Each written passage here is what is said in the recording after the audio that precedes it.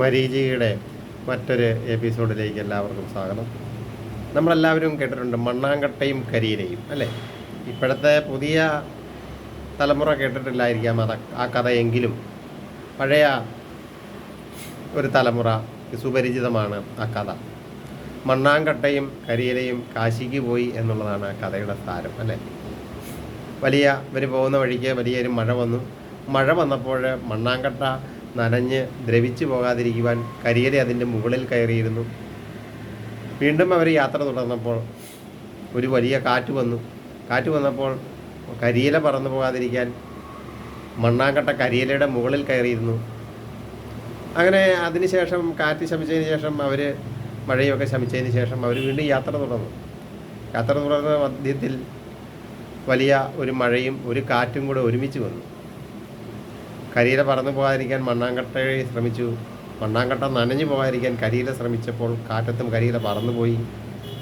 അപ്പം കരിയിലയുടെ മുകളിൽ മണ്ണാങ്കട്ട കയറിയിരുന്നു. മഴ പെയ്ത് ഈ മണ്ണാങ്കട്ട മൊത്തം ദ്രവിച്ച് ഒലിച്ചു പോയി. കരിയില പറന്നും പോയി. ഇതാണ് നമ്മൾ പഠിച്ചിട്ടുള്ള ആ കഥ. പക്ഷേ ഇത് നമ്മളുടെ ജീവിതത്തിലെ പരമമായ യാഥാർത്ഥ്യം തന്നെയാണ്. മണ്ണാങ്കട്ട എന്നത് നമ്മുടെ ശരീരവും കരിയില എന്നത് നമ്മുടെ ജീവനുമാണ്.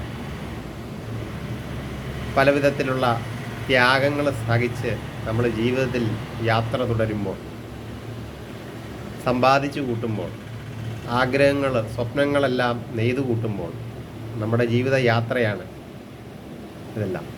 ഈ ജീവിതയാത്രയിൽ മോക്ഷം പ്രായമാകുന്ന കാലത്താണ് നമുക്ക് മോക്ഷത്തെക്കുറിച്ച് ചിന്ത വരുന്നത്. ആഗ്രഹങ്ങൾ നമ്മളെ ആർക്കും വേണ്ടാതെ വരുന്നൊരു കാലത്താണ് മോക്ഷം പ്രാപിക്കണം, ദൈവത്തിലേക്ക് കൂടുതൽ അടുക്കണമെന്നുള്ള തോന്നൽ ഉണ്ടാകുന്നത്. തന്നെ ആർക്കും വേണ്ട എന്നുള്ളത്, അതിനാണ് മോക്ഷത്തെ പ്രാപിക്കുക. ഹൈന്ദവർ കാശിക്ക് പോയി മോക്ഷത്തെ പ്രാപിക്കുക എന്ന് പറയും. കാശിക്ക് പോകുമെന്ന് പറഞ്ഞാൽ മരണത്തെ പ്രാപിച്ച് ഭഗവാനിൽ വിലയം പ്രാപിക്കുക എന്നുള്ളത്. അതാണ് മണ്ണാങ്കട്ടയും കരിയിലയും കാശിക്ക് പോയി എന്നുള്ളത് ഇവിടെ അർത്ഥമാക്കുന്നത്. അതുകൊണ്ടാണ് കാശിക്ക് പോയി എന്ന് തന്നെ ഇവിടെ പറയുന്നത്. അങ്ങനെ ഇവർ യാത്ര ചെയ്ത് പോകുന്ന വഴിക്ക് ഈ ശരീരമാകുന്ന മണ്ണാങ്കട്ട നശിച്ചു പോവുകയും കരിയിലയാകുന്ന ആത്മാവിനെ, കാറ്റാകുന്ന പ്രപഞ്ച ശക്തിയായിരിക്കുന്ന ജഗദീശ്വരൻ അല്ലെങ്കിൽ നമ്മൾ പരബ്രഹ്മം എന്ന് പറയുന്ന ആ ബ്രഹ്മത്തിൽ ലയിച്ചു ചേരുകയും ചെയ്യും. ഇതിനെ സായുജ്യം എന്നാണ് പറയുന്നത്.